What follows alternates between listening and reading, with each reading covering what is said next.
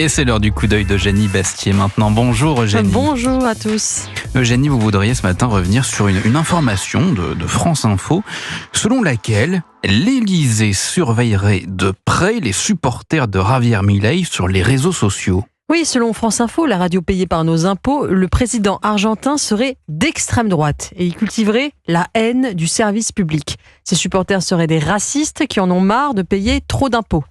D'après la radio, l'Élysée s'inquiéterait du fait que ces thèses libertariennes prospéreraient notamment sur le réseau social X.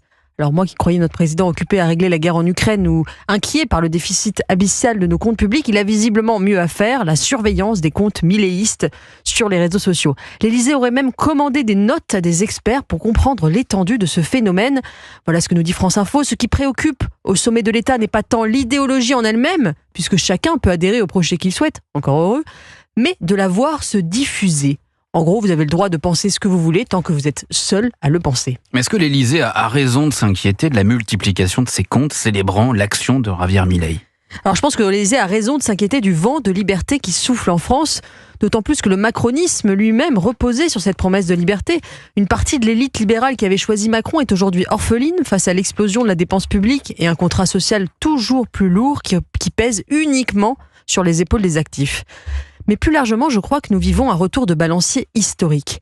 Il y a 5 ans, démarrait le Covid et les politiques de confinement qui ont suspendu les libertés individuelles comme jamais depuis 3/4 de siècle en Occident. Nous avions alors acté un retour de l'État sans précédent dans nos vies et dans l'économie. Nous nous sommes surendettés. 5 ans plus tard, c'est le retour de bâton. Un vent de liberté souffle en Europe et en France. Le quoi qu'il en coûte a laissé place à la fuera. Ça dégage, le cri du président argentin Javier Milei. D'ailleurs, c'est intéressant, Elon Musk, tout comme Javier Milei, ont commencé leur virage libertarien pendant la période du Covid et n'avaient pas supporté alors les restrictions. En France, c'est le moment, par exemple, où David Lisnard s'est fait connaître en fustigeant la folie bureaucratique qui a culminé pendant la pandémie. Pensez-vous, Eugénie, qu'une personnalité comme Javier Milei pourrait émerger en France ? Écoutez, je ne crois pas, car nous ne sommes pas en Amérique du Sud ni en Amérique du Nord. La pensée libertarienne a peu de chances d'avoir du succès dans un pays où autant de gens sont dépendants de la dépense publique et dans une nation qui a été construite par et pour l'État. En revanche, je pense que la pensée libérale, dont la tradition existe en France depuis longtemps, peut retrouver, oui, une nouvelle vigueur face à la gabegie d'un État tentaculaire, aussi omniprésent dans nos vies intimes qu'impuissant à régler les problèmes régaliens.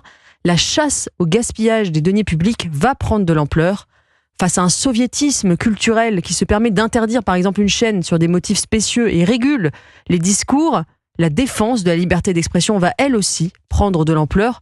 Oui, la liberté est de retour, et moi je ne trouve pas ça inquiétant, mais au contraire c'est une excellente nouvelle. Le coup d'œil d'Eugénie Bastier sur Europe 1. Merci Eugénie.